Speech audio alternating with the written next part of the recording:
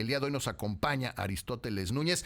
Él ha sido desde hace ya unos años asesor de telemarketing, fíjese, en 1990, ya llovió, sí, hasta ser el jefe del SAT hasta el año 2016. Hoy es consultor, fundador y director general de ANS, que yo supongo que son sus iniciales, ANS Consulting, donde ofrecen servicios legales, servicios fiscales, de comercio exterior, aduanas, además de servicios digitales que potencian el rendimiento de los negocios. Se llama ansconsulting.com.mx por si se quiere meter.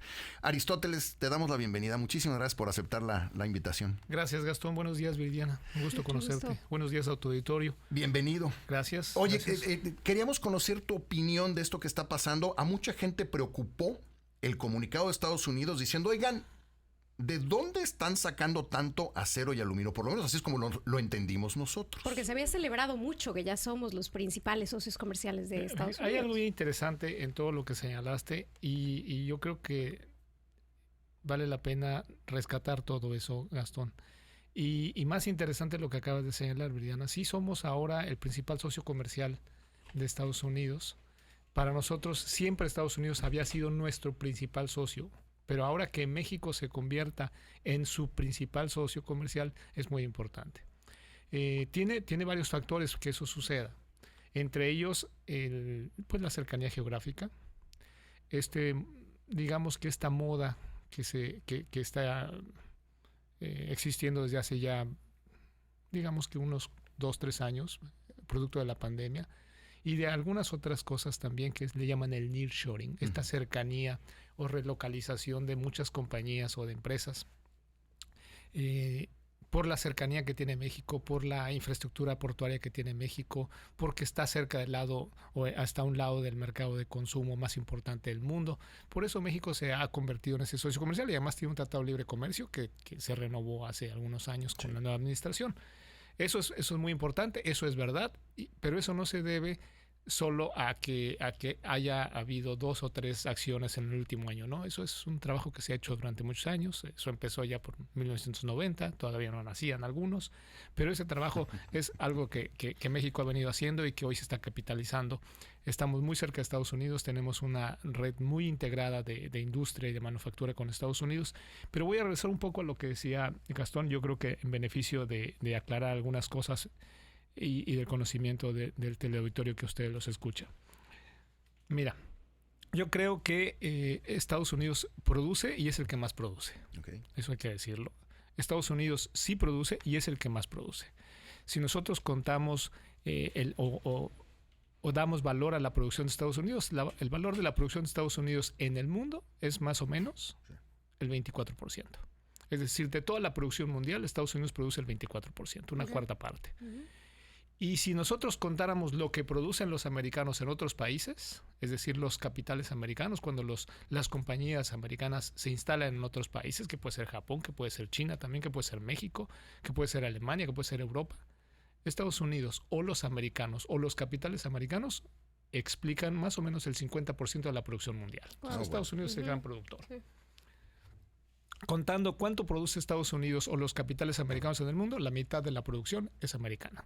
Se especializaron en otras cosas, ¿no? En tecnología. O sea, dejaron de producir algunos productos básicos, ¿no? Ese es el tema. A eso le llaman los técnicos ventajas comparativas o competitivas. Es decir, hay algunos países o algunas regiones que tienen la capacidad de producir lo que otros no. Nosotros, por ejemplo, aguacate. Entonces, va a ser muy difícil que los americanos o en Estados Unidos se produzca aguacate. ¿Por qué? Porque no están las condiciones, ¿no? Y también hay una serie de recursos naturales muy propios de la región. Estados Unidos produce mucho petróleo, produce mucho gas, produce muchas gasolinas, pero también los países árabes y también un país como México, y también lo hacía Venezuela, ya no lo hace Venezuela, ¿no? Todo depende del capital y de la tecnología. Países que no echan capital, que no invierten o que no tienen tecnología o que no están renovando su tecnología, dejan de producir. Estados Unidos es una potencia tecnológica. Estados Unidos invierte más de $500,000 millones cada año en ciencia y desarrollo. Entonces es un país que entendió perfectamente de hace siglos que producir los hace ricos. Y lo que nosotros no hemos entendido, si somos vecinos, que no estamos produciendo lo que podríamos producir para generar riqueza en México. Ese es un punto que yo quería destacar de lo que tú dijiste, Gastón. Sí, Estados Unidos produce, sí, y produce mucho.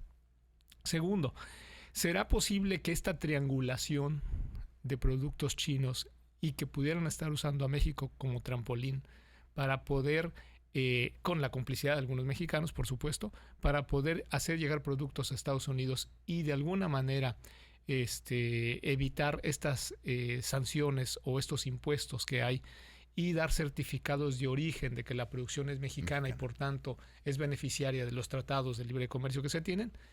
Yo creo que en muy poca parte. No estoy siendo honestos. Yo no creo que eso sea ni la explicación de que estamos siendo el principal socio comercial, ni tampoco creo que México esté abusando de una situación como esta. ¿Por qué? ¿No es hacer trampa?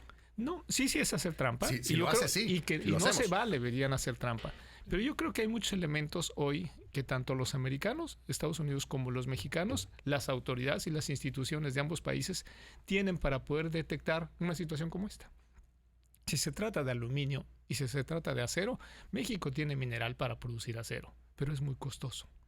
¿Por qué es muy costoso? Porque no tiene la tecnología, no tiene la tecnología más moderna para hacer esto. Otros países sí.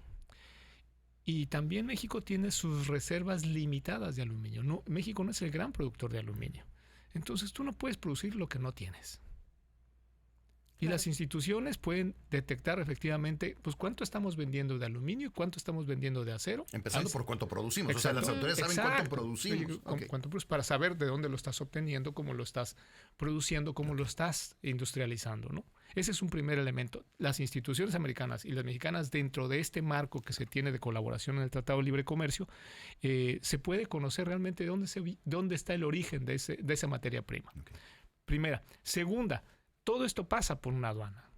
Con las condiciones que quieras, con deficiencias, insuficiencias, con revisiones o no revisiones, pero pasa por una aduana. Tú no puedes pasar acero o aluminio pues por una brecha, ¿no? De contrabando. Exacto. No puedes cortar un alambre en el muro y pasar eso por ahí. Eso es otra cosa. Sí, claro. Es otro tipo de productos, a lo mejor sí, pero esos no. Entonces esos pasan seguramente por embarcaciones y por tren. Eso también es revisable. Entonces poder detectar si esta práctica que hoy de alguna manera se anuncia o se boletina públicamente por el área de comercio, el Departamento de Comercio en Estados Unidos, pudiera ser cierta, hay elementos para detectarla y también hay condiciones para sancionarla. Puede ser posible, pero el hecho cierto es que hay elementos para poderla investigar y poder conocer si efectivamente eso está sucediendo y quiénes son los actores económicos que lo están haciendo para sancionarlos, ¿no? ¿Por qué haría algo así el Departamento de Comercio de Estados Unidos? Porque está en las formas en que lo pide, no es de manera irónica, dice. ¿Me pueden explicar cómo le hacen? Porque hay dos razones que yo creo que vale la pena mencionar aquí, Gastón. Uno, por la preocupación que tiene en la afectación económica. El otro día platicando en una mesa con unos amigos me decían, oye, pero si son más baratos, ¿por qué no? Y si en China se hacen las cosas más baratas, ¿por qué no? Porque se trata de proteger también una región y las condiciones, y para eso hay reglas. Es decir, si nosotros creemos que justificar las cosas porque son o más económicas, no necesariamente de mayor calidad. Exacto. O de mejor calidad, son más económicas, entonces se puede romper una regla. No estamos cumpliendo ni siquiera con el propósito de disciplinarnos en lo que nosotros acordamos, ¿no? Es decir, hay que cumplir las reglas están, y mientras las reglas estén, hay que cumplirlas y observarlas. Si quieren, después cambiamos las reglas. Pero que China hubiese tenido ventajas durante hace 30, 40 años en mano de obra, porque el costo de la mano de obra era muy barato y porque tenían unos beneficios fiscales que daba el gobierno chino, y que eso generó que hubiera mucha producción allá y que empezaran a entregarle productos al mundo, eso ya no es posible, y ahorita pudieran estar haciendo estas trampas, ¿no? Entonces, yo lo que creo es que hay reglas y hay que cumplirlas. Y segunda, yo creo que Estados Unidos pudo haber detectado algunos elementos que están evidenciando que esta práctica está sucediendo. Que existe. Exacto. Okay. Y una forma de atacarla también es socializándolo, es haciendo la publicidad para decirle, ya me di cuenta y aguas, ¿no? Y probablemente lo estén haciendo algunos. Yo vi un comunicado de Canacero en el que dice que no es verdad. Sí, eso es muy sencillo, pues hay que ver el tamaño de la producción de acero. Sí. Y también hay que reconocer la integración que tenemos en la región. Es decir, mucho de ese producto de acero que se envía a Estados Unidos regresa a México. Sí. Regresa transformado. En forma de... En forma de un producto final. Porque nosotros no mandamos producto final, salvo la industria automotriz, ¿no? Sí, totalmente. ¿Qué está desperdiciando México en términos de comercio exterior para seguir siendo socio de Estados Unidos? Tiempo. Estamos desperdiciando tiempo. Y llevamos, yo creo que un siglo. Sí, un siglo desperdiciando tiempo. Nos ha hecho falta un tema de ¿Son empresarios, son gobiernos, la combinación? Gastón, es la combinación, son varios factores. El gobierno debe de ofrecerle a los empresarios las condiciones de inversión.